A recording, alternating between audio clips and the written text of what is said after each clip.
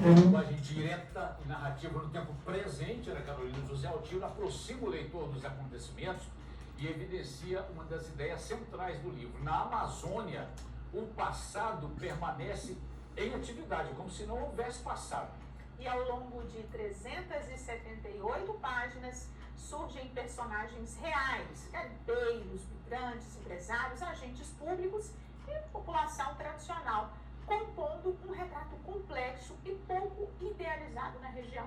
Mais do que um registro histórico, a obra propõe uma reflexão sobre questões que seguem atuais, como os interesses econômicos, as disputas de poder em um território estratégico para o Brasil. José Altino costuma dizer, Ana Carolina, que o livro também é resultado das mais de 24 mil horas de voo, que ele é piloto, né, da aviação civil, sendo mais de 12 mil sobrevoando a Amazônia. Pois é, o Zé Altino foi pioneiro da aviação no garimpo de Serra Pelada e testemunha direta de um dos episódios mais emblemáticos da história recente do Brasil. Atuou como liderança social e política na Amazônia Legal, fundando a União dos Sindicatos de Garimpeiros da Amazônia Legal e participando de debates sobre mineração, migração, desenvolvimento e meio ambiente no Brasil e no exterior. Ele se tornou conhecido no Brasil inteiro, né, em vários países do mundo. Então vamos conversar ao vivo com o João Marcos Lima, que ele está com José Altino neste momento.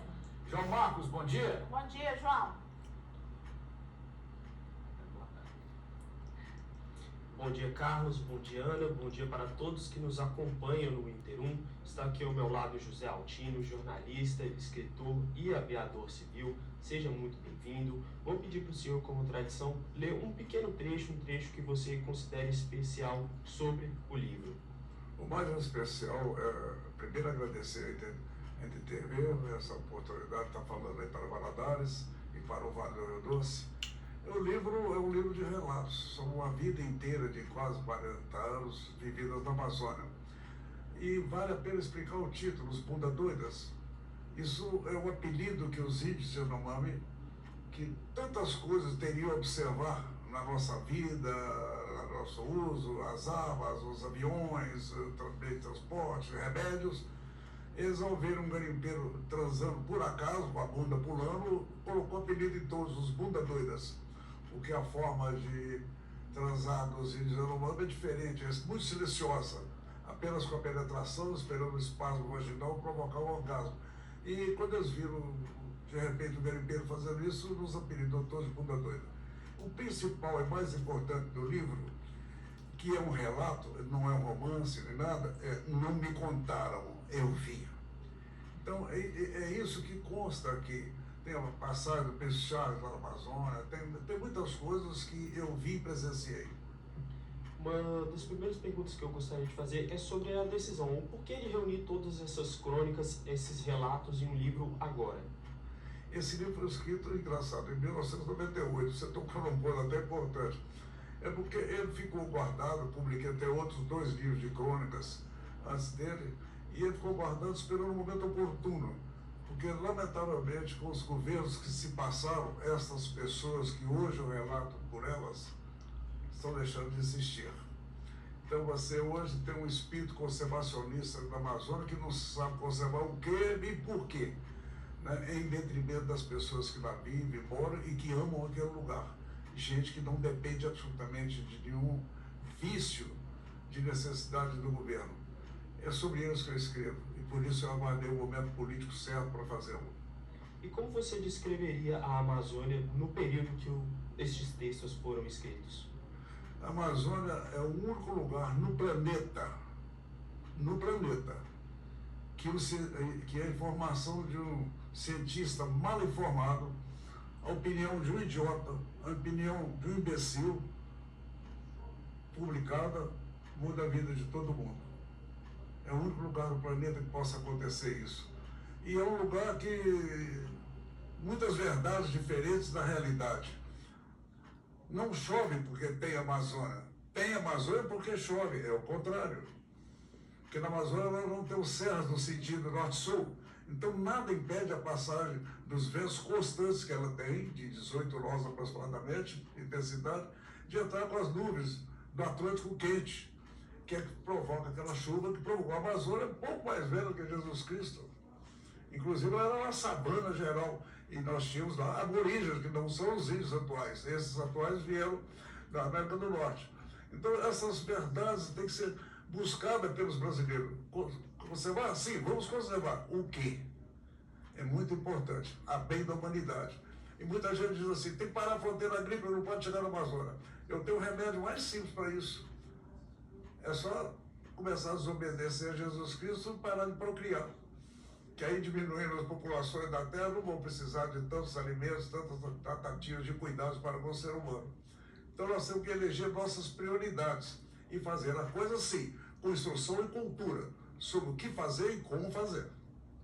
Considerando que já se passaram quase 30 anos desde que esses relatos foram escritos, o que você diria que mudou ou permaneceu igual desde então? Não, esse mundo que eu relato aqui praticamente se acabou. Principalmente porque os homens eram outros homens.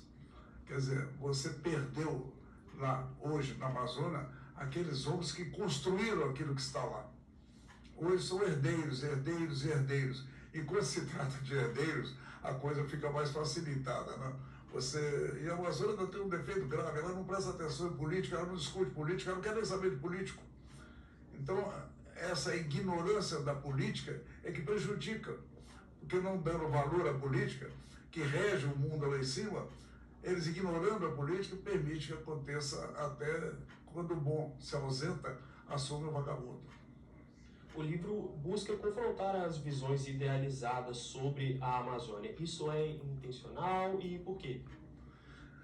A Amazônia é um sonho de qualquer um, né?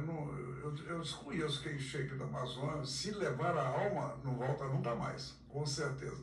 Ou fica igual a mim, né? Eu fico lá e fico cá, fico lá e fico cá, porque amo muito também a minha terra aqui, que é a Governador do Valadares, eu lá vim crescer, praticamente nasci aqui, nem a avenida tinha calçamento ainda, busquei essas árvores que foram plantadas. Então, mas a Amazônia é um ser vivo muito especial. A atração da Amazônia é muito forte.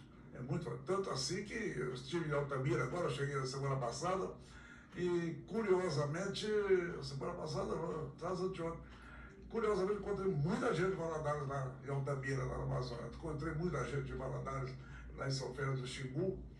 E é uma vida interessante e diferente. É uma paixão. Só que costuma ser um modo de pessoas ganharem dinheiro com a boca, com ONGs, com essas coisas, que não tem nada a ver com as pessoas que vivem na Amazônia. Você disse que esperou o momento político certo para publicar esse livro. Quais você diria que são os conflitos que ainda existem por lá?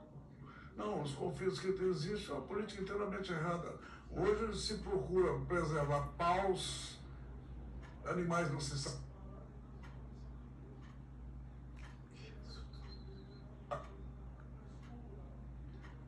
Só o exército que se recusa a fazer trabalho sujo, mas os outros vão para lá para parar e preservar não sabe o quê. Não tem nenhum estudo, não tem nenhum estudo da verdade. Mas como dá muito dinheiro, e a Amazônia é uma das 10 palavras mais publicadas no mundo, aí todo mundo resolveu ganhar dinheiro com isso de notariedade. Tanto assim que a ministra Marina Silva deixou de ser ministra do governo do Lula, com essas ações da Amazônia, ela se candidata em São Paulo, porque lá no Acre, terra dela, não se elege nem síndica de prédio. Mas ela foi lá em São Paulo, está lá no primeiro lugar nas pesquisas para senadora de São Paulo, que ela é deputada de São Paulo, ela é senadora de São Paulo.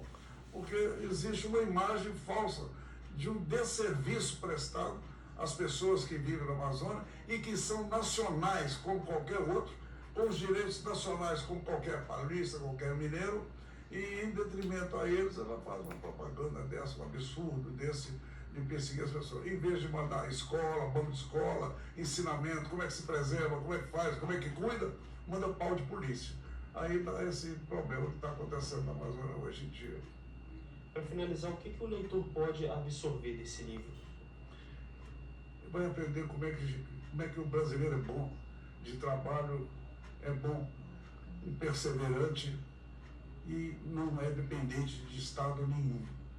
Lá a Amazônia funciona como uma pendeira. a população que sai daqui do sul, vai para lá. A Amazônia tinha 19 milhões de habitantes até pouco tempo atrás, hoje já está lá para os 30. A imigração para a Amazônia foi muito mais forte que a imigração para o exterior, para os Estados Unidos, para Portugal. Mas nessa ninguém presta atenção, porque eles entram no anonimato da selva amazônica, por isso que ninguém liga muito para eles. Mas são gente de altíssimo valor, que não se sujeitaram à fila de ossos, nem se sujeitaram à mendicância aqui no sul, nem ser morador de rua aqui. Foram para a Amazônia, trabalham, encontraram seu lugar.